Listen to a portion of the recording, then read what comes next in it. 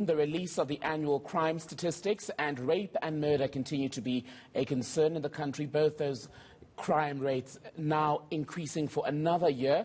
We can speak to gender activist Lisa Vetten joining us by phone for reaction. Lisa, a very good afternoon to you. Good to speak to you. I'm hoping you can hear me clearly. So just on sexual offences, they're up 1.7% for 2019-2020.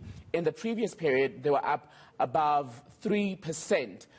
An encouraging sign, would you say? Very hard to say, because I must say the manner in which the police have provided the statistics is quite uninformative. Getting percentages is not very helpful. One needs the raw figures, and I also think you need to disaggregate by children or by adults. Because last year when they gave us those figures, one could see that the increase was predominantly in relation to children. So it's important to know this year, where is the increase happening, and if there has been are there decreases in adults, decreases in children? What is it that has brought about that increase, and where does it lie? And let's speak for a moment to why issues or discrepancies in the quality of the reporting would possibly interfere in not only addressing the individual crime categories, but also the overall policing strategy in the country. Possibly why the statistics are in the way have been presented in the way they are is, I think, the rush to get them out.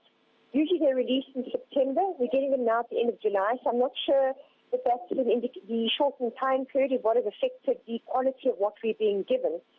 So, in some ways it gives us a little bit of information, but not really enough to, I think, make any kind of informed decisions about what's happening and where the increases are occurring, and therefore what that means for the kinds of strategies we need to create to try to disrupt and slow down increases.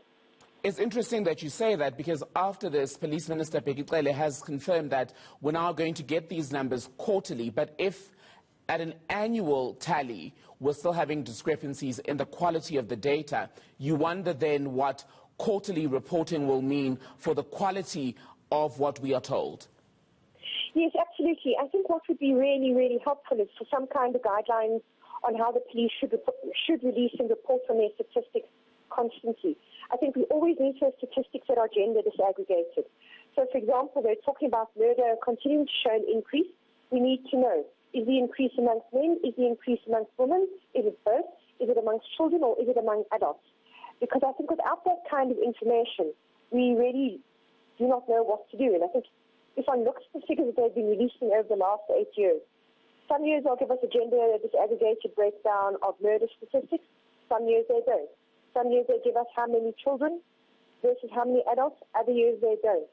So it makes it very hard to track a trend, because a number for 1 year, it's informative, but not particularly informative. What you really need is figures over at least a 3 to 5 year period, so that you can see, is there a trend here, or is there just an anomaly that's happened this year?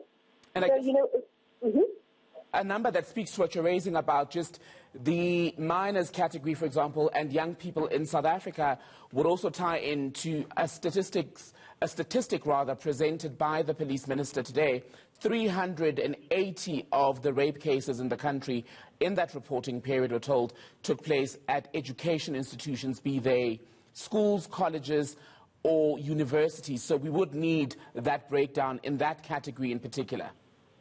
Absolutely, and I think the other area where we need a breakdown as well, especially because this is a category that exists in the Sexual Offences Act, is how many people with intellectual disabilities are reporting crimes against them, for example. And I think that could tie very well if we could also then get information from the Department of Justice as to how many of those cases are being prosecuted. Because we know that's a very vulnerable category. We have created, apparently, special laws to address the sexual violence done to them.